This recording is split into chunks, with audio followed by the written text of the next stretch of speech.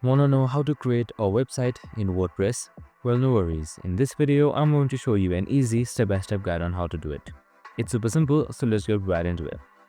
Now, first off, simply open up your WordPress.com and make sure you are signed in as well. If you haven't, we have created a video on how to do it, so make sure to watch it.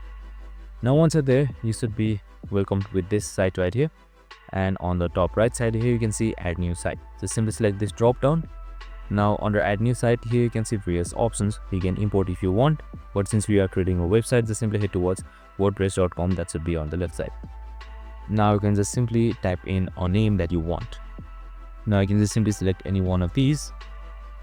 Alright, so I'll just go for a free plan right here. Just simply select, and once that is done, you can just simply head towards continue right here.